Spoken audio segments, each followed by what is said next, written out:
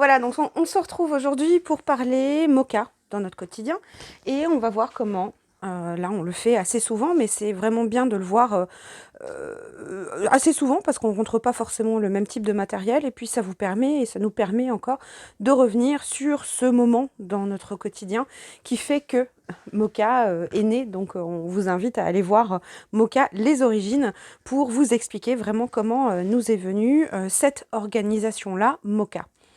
Donc on va rentrer des tampons clear, des art printings et du papier. Donc nouvelle collection l'encre et l'image, donc qui est sortie donc aujourd'hui le 11 mars.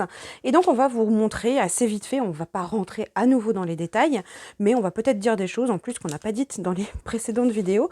Donc voilà, donc première des choses que je fais, c'est que quand ça arrive, quand des nouveautés arrivent, il faut que je sache si j'ai de la place pour les ranger et où est-ce que je vais les ranger, puisqu'après lorsque je vais les sortir du packaging pour faire mes fiches, ben ça va m'éviter de les remettre dans le packaging, je vais tout de suite pouvoir les mettre dans mes rangements. Donc là je vais prendre mon mémo rangement.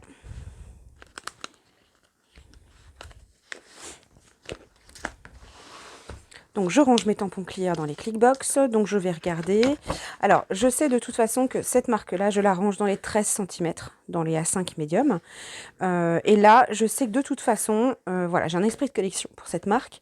Donc forcément, je vais prendre les boîtes les unes après les autres. J'ai déjà anticipé des boîtes vides, comme ça à chaque fois que j'ai des nouveautés qui arrivent, je ne suis pas coincée. Une fois qu'à un moment donné, je vais avoir des croix un petit peu partout, il va falloir que je me pose des questions pour savoir si je reprends des rangements ou si à un moment donné, je change de rangement ou si je fais du tri et je sors des planches de tampons que j'utilise beaucoup moins souvent.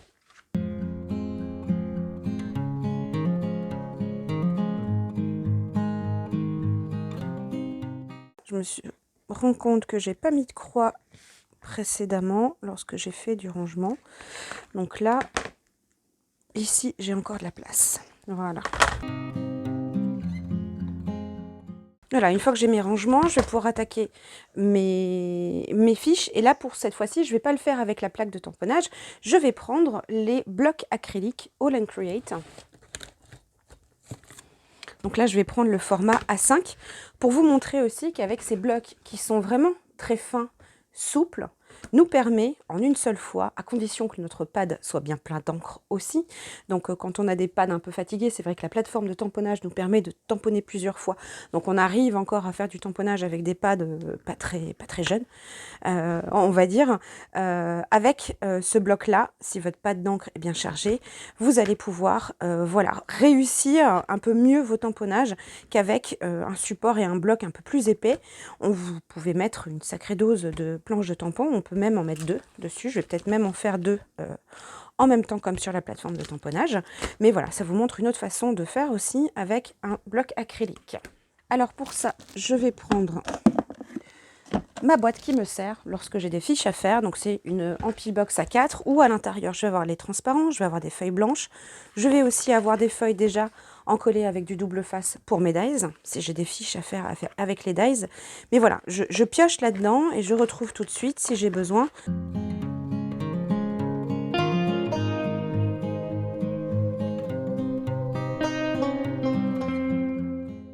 Voilà, donc là, il va me manquer un petit peu de papier blanc. Donc là, je vais aller dans ma mallette. Vous voyez, oui. Où j'ai mon stock de papier blanc. Donc vous voyez, je les ouvre comme ça. Hop, je sors mes feuilles. Et je vais m'en servir pour la suite. Alors là, dans mon organiseur, pour que vous compreniez pourquoi je fais du A5 et pas des A6, j'ai un organiseur où j'ai déjà la partie A6 bien remplie. Il me reste de la place dans la partie A5. J'avais déjà fait et commencé à faire des fiches sur format A5 avec 2 planches A6. Une fois, ça me laisse un petit peu de latitude. Si à un moment donné, je change d'organiseur ou quoi, je sais que je peux tout de suite les couper en 2, même le transparent, et refaire mes fiches à l'unité au format A6. Mais là, je vais faire mes fiches sur le format A5.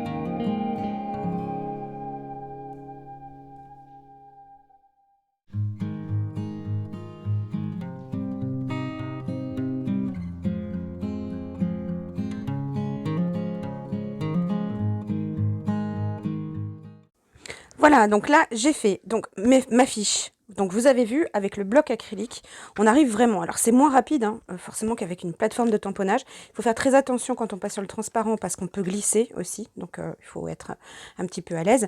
D'où le fait de prendre une plateforme de tamponnage si on n'est pas très sûr de soi. Mais vous voyez, en une seule fois, j'arrive à faire de belles empreintes pour pouvoir faire mes fiches.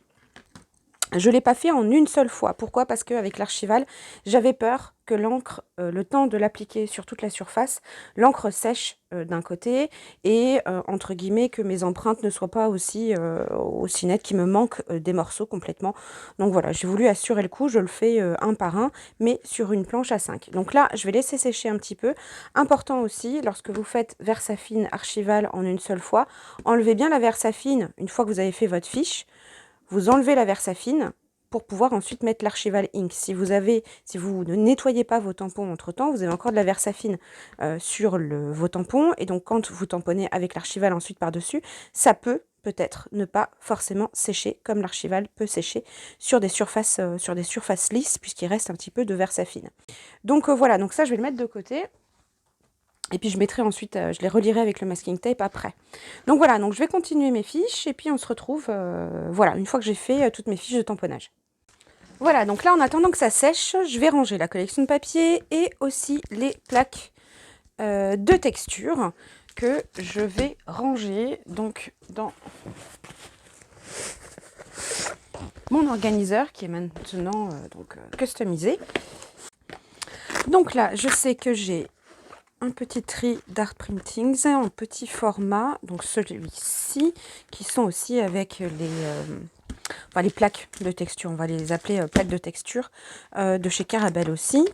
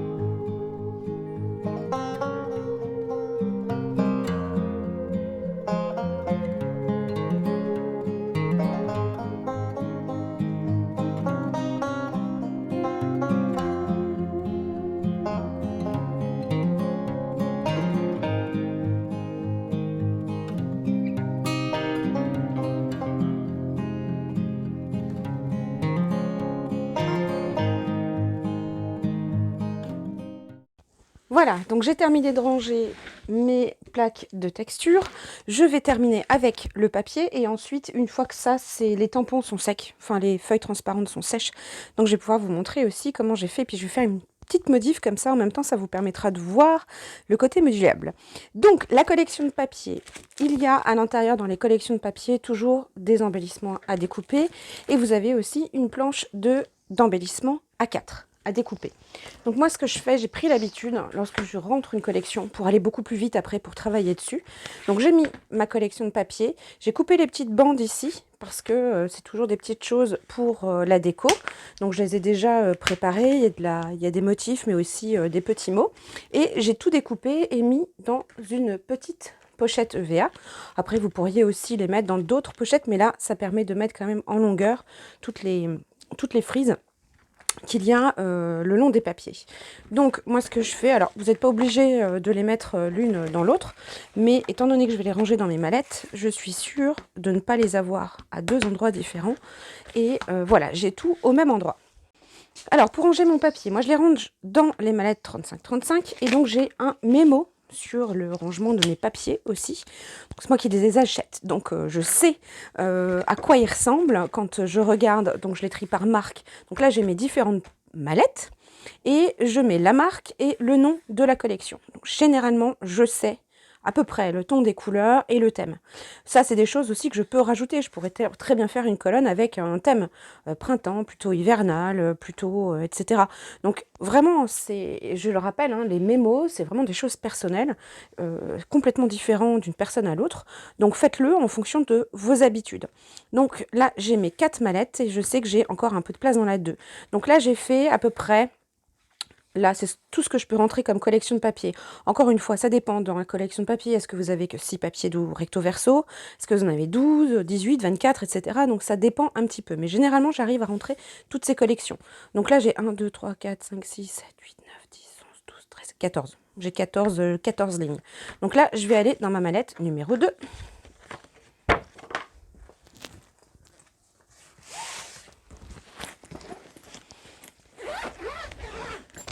Et je vais tout simplement la mettre à l'intérieur, prête lorsque je vais vouloir l'utiliser.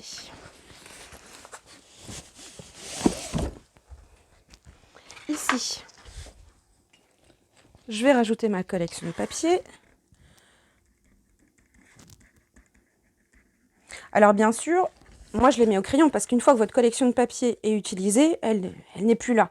Donc vous libérez au fur et à mesure de la place, donc vous allez gommer tout ce que vous utilisez dans vos collections de papier, et puis ensuite vos chutes, vous allez les ranger et vous allez passer sur un rangement. Vous verrez, je vais reparler du rangement des chutes de papier dans les mallettes rectangles par exemple.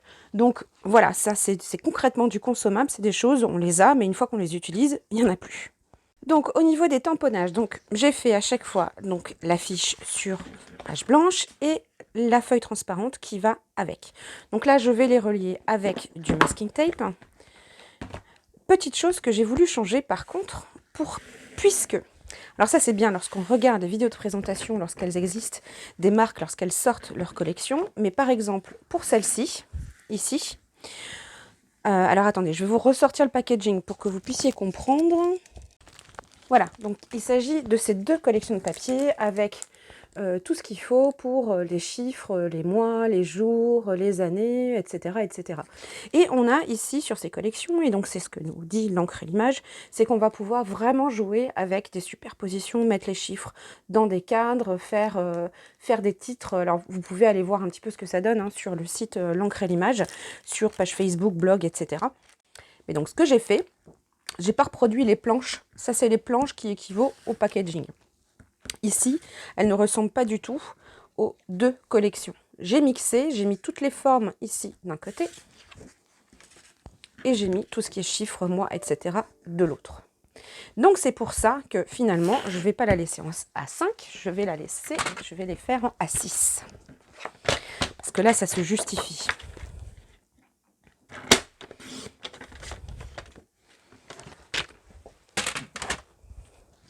Et je vais les laisser ensemble.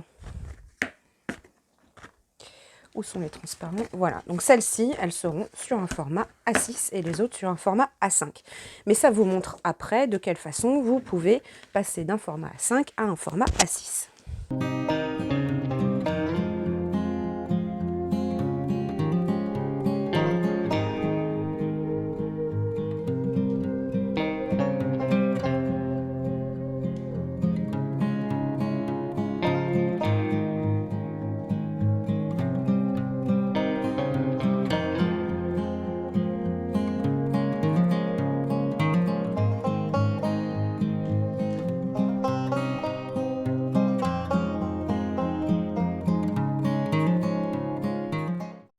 Voilà, donc comment on range un petit peu les nouveautés. Alors forcément ça va plus vite quand vous faites uniquement des fiches sur feuille blanche, ça prend un peu plus de temps que lorsque vous faites vos fiches transparentes, mais les fiches transparentes, ou les fiches blanches, c'est vraiment des outils aussi pour votre travail, notamment lorsque vous avez à choisir votre matériel, technique de cache, etc.